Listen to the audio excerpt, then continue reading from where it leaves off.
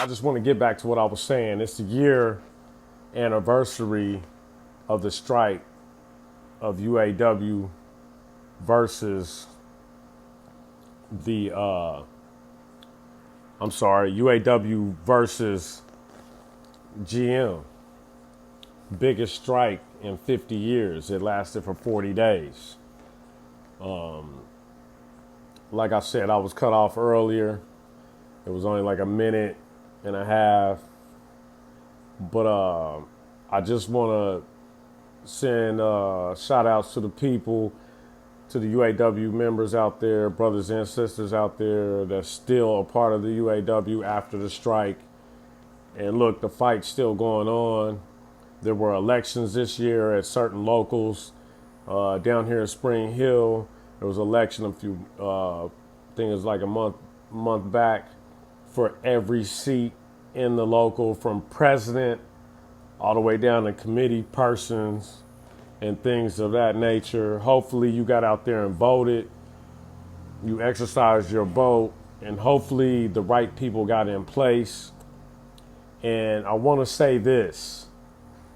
The U.S. Attorney General is still investigating the UAW over embezzlement.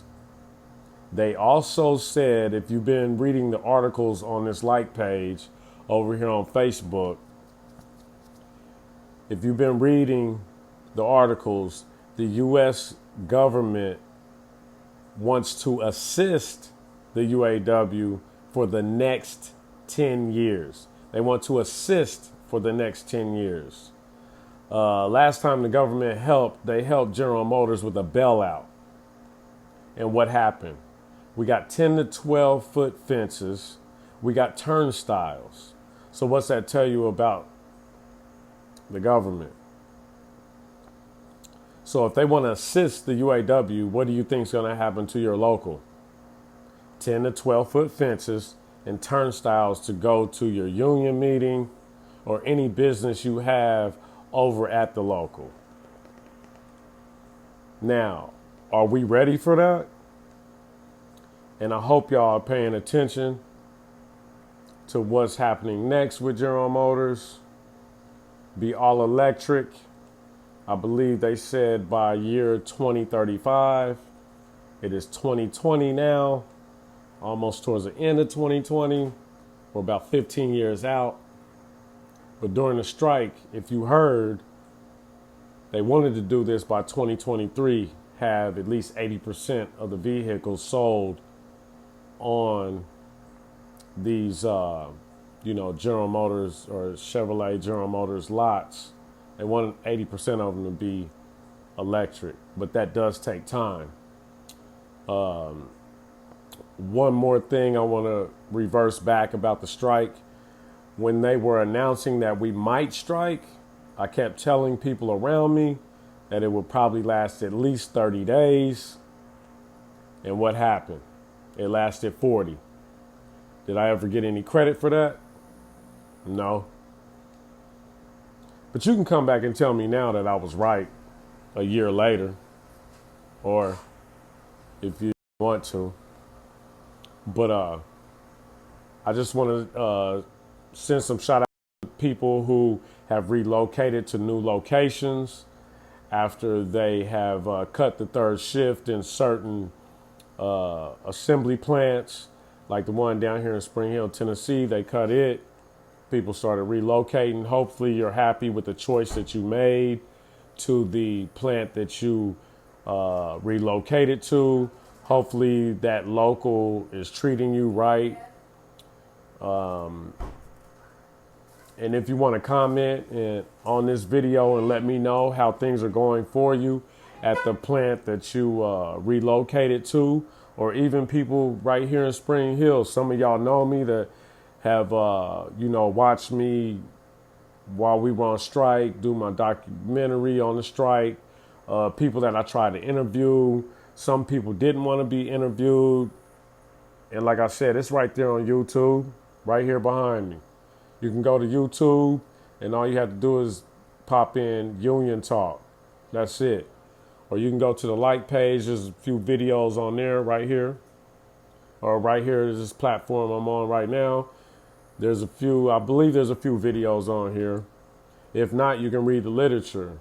Also, the fire department out in Baltimore, Maryland, they want to shut down two fire slots in there. You know, two. They call them fire engines, I believe. They want to shut down two. They want to shut down one on the north side. They want to shut down one on the south side. Are you surprised by that? So it's not just UAW unions that are being hurt. All unions. They're attacking all of them because they want to get rid of us. But if we stay strong, then they can't do anything. But it all starts at the top. It's the people that was involved in this embezzlement. And I do have documentation on the all the people that were charged. And in some of the literature that's on this platform right here on Facebook, it names all the UAW high ups that were charged and the penalties they got. But they also said that GM executives were involved in the embezzlement. But how come they never gave their names up? How come they never gave their names up? I wonder why. Is it because they have ties with the government? I don't know. But I'm going to get off here before they cut this off on me again. Peace and love to my UAW union brothers and sisters and all unions worldwide. Stay strong. And it all starts at the top. And if you get to the top, go in with good intentions and keep them good intentions. You know? Don't just, throw us up under the bus like we have been done. Go in with good intentions and keep those good intentions. I know it's rough at the top. As they say, it's lonely at the top.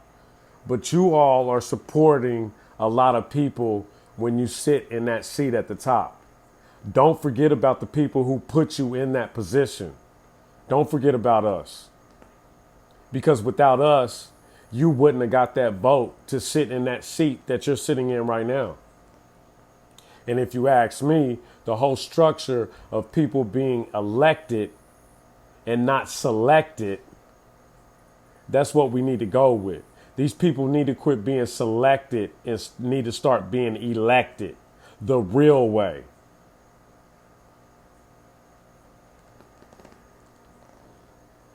I just feel that, the UAW is going downhill if we don't get a grip on these people that's high up and hold, what do they say? You have to be held accountable for mistakes that you do when you're on that line, right? So shouldn't the UAW be accountable for the mistakes that they made? You think so? What do y'all think out there? Want to comment on that? Shouldn't they be held responsible for some of the things that they've done, thrown us up under the bus and things like that? It's bigger than the UAW. Like I said, the U.S. Attorney General is still investigating. It's still investigating the sitting president, Rory Gamble. And he says his hands are clean. But he's coming right up underneath the ones that threw us up under the bus. And, I don't know if they're sitting in jail or not, because of this code. Because of this code 319 that we're going through, this pandemic or outbreak, whatever they call it now. Some of them just got probation, I'm sure. Did they pay a fine? Why are they selling, if they haven't sold it yet, but why are they selling that compound up there in, Black Lake for $1.3 million? That's right, $1.3 million. If that's sold, where's that money going to? Is it coming back to us members? Or is that going to pay for the high dollar New York lawyer that the ex-president, got to go in front of court and represent him. You know, we got to get a hold on this because here pretty soon the UAW will crumble. But that's what they want to do. They want to take us down. Because at one time we were strong. We were healthy. We were strong. And I'm going to tell you this. This is my opinion only. Union Talk's opinion. When they took out the family for the UAW, and I say family because I'm second generation UAW member, GM worker, GM employee. GM employee. When they took out things like basketball tournaments, golf tournaments, fishing tournaments, bowling, softball, that's when all the corruption probably really went huge. That's probably when they started getting real big money. And remember, every time you get a raise, your union dues go up. When you get profit sharing, they get what they call a union special. Why do they call it a union special? Huh? Why do they call it a union special? You're already paying dues. You pay dues that month, and then they get money on top of that. Where's that money going to? Will they ever really break down what that money does and where it goes? Will they ever break that down for us? I got a challenge for y'all out there. Go to your local and ask for the financial scripture. Ask for the financial paperwork for the month and calculate where that money's going. See and pay attention to what you're paying a month in union dues. Take a look at that. As they say, follow the money. Then you can see what's going on. But like I said, I just wanted to bring this to y'all because this is actually 1 year after the strike. How are you feeling a year after? They got you back in there working. You're getting a check every week. Do you even care? Do you even know why we striked?